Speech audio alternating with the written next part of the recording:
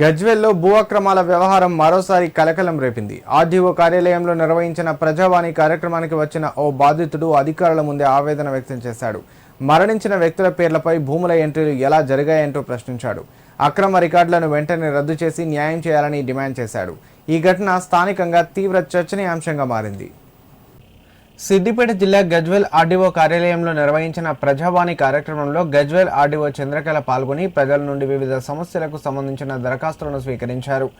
ఈ సందర్భంగా ఆర్డీఓ చంద్రకళ మాట్లాడుతూ ప్రజావాణి ద్వారా ప్రజల సమస్యలను నేరుగా తెలుసుకొని వెంటనే పరిష్కరించేందుకు చర్యలు తీసుకుంటున్నామని తెలిపారు. వచ్చిన ప్రతి దరఖాస్తును పరిశీలించి సంబంధిత శాఖలకు పంపించి నిర్ణీత గడువులోగా పరిష్కరించేలా అధికారులకు ఆదేశాలు జారీ చేసినట్లు పేర్కొన్నారు.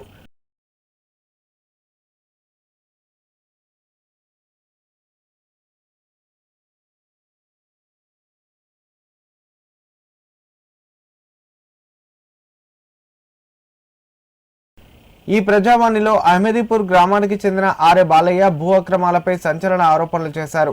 తన తల్లి సోమమ్మ పేరు మీద ఉన్న సర్వే నెంబర్ 642లో 18 గుంటల భూమిని పాల దానయ్య పేరు మీద, అలాగే తన పేరు మీద ఉన్న సర్వే నెంబర్లో 640లో 25 గుంటల భూమిని షేక్ గారి రామరెడ్డి పేరు మీద రెవెన్యూ రికార్డుల్లో అక్రమంగా నమోదు చేశారని ఫిర్యాదు చేశారు. ఇద్దరు ఇప్పటికే మృతి చెందారని, చనిపోయిన వ్యక్తుల పేర్లపై భూములు ఎలా ఎక్కించారో చెప్పాలని బాధితుడు ప్రశ్నించారు. ఇది స్పష్టమైన భూ కబ్జా ప్రయత్నమేనని, రెవెన్యూ శాఖలో కొందరి సహకారం లేకుండా ఇలాంటి దందా జరగదని తీవ్రంగా మండిపడ్డారు. తమ భూములను ఇతరుల పేర్లపై ఎక్కించిన అధికారులపై కఠిన చర్యలు తీసుకోవాలని, అక్రమంగా చేసిన ఎంట్రీలను వెంటనే రద్దు చేసి తమకు న్యాయం చేయాలని ఆర్డీఓ చంద్రకళను బాధితుడు డిమాండ్ చేశారు.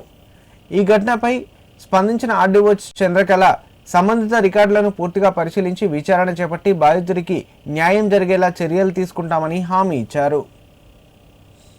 అహ్మదీపూర్ గ్రామంలో మా అమ్మగారి పేరు మీద 18 గుంటలు, మా అన్నగారి పేరు మీద 25 గుంటలు, 640 సర్వే నెంబర్ 1, 642 సర్వే నెంబర్ 1 అందులో ఉంటే కొన్ని సంవత్సరాలు మా అమ్మ బతకడికి డిమాండ్కి పోతే ఇక్కడ ఉన్న రెవెన్యూ అధికారులు వాళ్ళ విధానంతో వాళ్ళు ఏం చేసిరంటే వేరేటోళ్ళ పేరు పైన ధరణి ఆన్లైన్ అయినప్పుడు మా అమ్మ పేరు మీద కాకుండా పాలదానయ్య పేరు మీద అని, మా అన్నగారి పేరు మీద కాకుండా చెగ్గారు రామరెడ్డి పేరు మీద అని కొట్టిర్రు.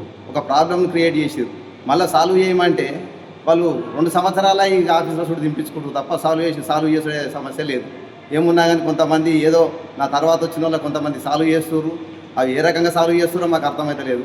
ఒరిజినల్గా అన్నీ ఉన్నా కానీ పహనీ ఉంది, మా దగ్గర పాస్బుక్ ఉంది, అయినా కానీ మాకు సాల్వ్ చేస్తలేరు.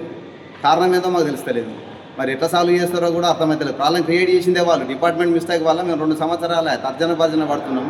ఈ భూమి ఏమో కానీ మాకు ఎంత ఇబ్బంది ఇస్తుందంటే వీళ్ళు ఎటువంటి మాకు భూమి నుంచి వచ్చే రైతు బంధు కానీ ఇంకా వేరే భూమి నుంచి వచ్చే బెనిఫిట్స్ కానీ ఇవి రాకుండా చేసారు. ఏమనంటే వాళ్ళే ప్రాబ్లం క్రియేట్ చేసారు. ప్రాబ్లం సాల్వ్ చేసేందుకు ఏదో ఒక ఇండైరెక్ట్ అడుగుతారు. వాళ్ళు ఎవరైతే పేరు మీద చేసినామో వాళ్ళ దగ్గరికి పోయి బదిలాడుకో, వాళ్ళకి కొన్ని పైసలు ఇరి, లేకపోతే మాకే ఇరి, మేము పోయి సెటిల్ చేస్తాము, మేము పోయి మాట్లాడతాము అని ఈ రకంగా చేస్తారు. ఇక్కడ ఉన్న ఆర్ఐ కానీ, ఇక్కడ ఉన్న ఎంఆర్ఓలు కానీ, ఎంఆర్ఓ మారిండు, మళ్ళీ ఎంఆర్ఓ వచ్చిండు, ఆయన 2-3 ఎంఆర్ఓలో మేము సీరియల్గా చూస్తున్నా కానీ ఇంతవరకు మా ప్రాబ్లం సాల్వ్ చేసి లేదు. ఏమనంటే మీ దగ్గర ఇది లేదు, అది లేదు, ఇన్సఫిషియెంట్ డాక్యుమెంట్స్ ఉన్నాయని ఆర్ఐ ఎప్పుడు, ఒకవేళ పైసలు ఇస్తే మాత్రం అన్సఫిషియెంట్ డాక్యుమెంట్స్ ఉన్నాయని చెప్పడం ఈ రకంగా జరుగుతుంది ఇక్కడ ఉన్న రెవెన్యూ డిపార్ట్మెంట్.